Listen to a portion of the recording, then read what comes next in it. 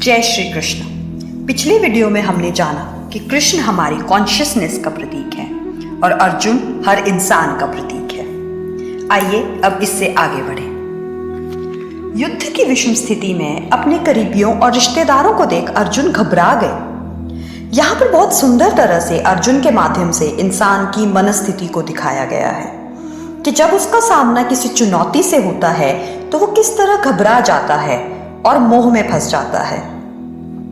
भगवान श्री कृष्ण अर्जुन को समझाते हैं कि हम शरीर, विचार, इच्छाएं ये सब नहीं हैं। यहाँ उस तत्व का जिक्र किया गया है जिसका कभी नाश नहीं हो सकता, यानी आत्मा। हम तो वो हैं जिसने 5 तत्वों से बने इस शरीर को धारण किया है।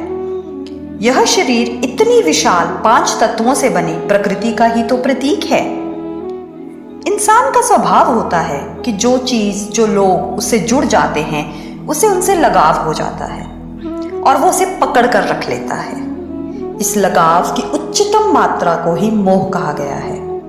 यानी जब इंसान का मन और बुद्धि लगाव में कहीं अटक जाए, सीमित हो जाए, तो उसे ही मोह कहा गया है। जितना ज्यादा इंसान खुद को बॉडी कॉन्शियस वाले मैं और मेरा शब्द के साथ जोड़ेगा, उतना ही वह जीवन में समस्याओं में घिर जाएगा। इंसान का शरीर अग्नि, जल, आकाश, वायु और पृथ्वी इन 5 तत्वों से मिलकर ही तो बना है। समय के साथ शरीर में बदलाव होते रहते हैं। पहले बचपन, फिर जवानी और बुढ़ापे के साथ शरीर ढलने लगता है।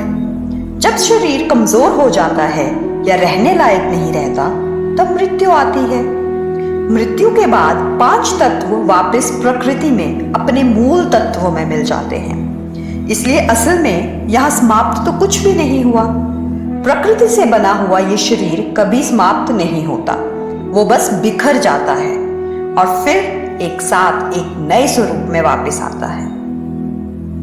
आत्मा कभी मरती नहीं। जो भी परिवर्तन होता है वो प्रकृति के स्तर पर होता है, यानी जो भी इस प्रकृति से बना है उसमें परिवर्तन होता है।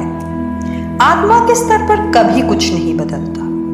आत्मा तो प्रकृति से परे है, इसलिए वो अविनाशी है। हमें दुख तब होता है जब हम चाहते हैं कि जिसे हम देख रहे हैं वो हमेशा वैसे का वैसा बना रहे, लेकिन ये तो नामुमकिन है क्योंकि परिवर्तन ही प्रकृति की प्रवृत्ति है। जो चीज प्रकृति से बनती है वो काल और काल चक्र में बंध जाती है। उसका एक साकार रूप होता है, इसलिए एक ना एक दिन उसका नाश होना भी निश्चित होता है। लेकिन जो निराकार है वो काल से परे हो जाता है, इसलिए आत्मा को कोई कुछ नहीं बिगाड़ सकता। श्री कृष्ण आगे कहते हैं कि इंसान कमजोर नहीं होता, उसका डर और मोह भ्रम पैदा करता है, कंफ्यूजन क्रिएट करता है, जिस वजह से उसका मन कमजोर पड़ जाता है। अगर इस शरीर का जन्म हुआ है तो इसका एक दिन मिट जाना भी निश्चित है। इसलिए किसी चीज से मोह मत करो, बस अपना कर्म पूरी निष्ठा और ईमानदारी से करते जाओ।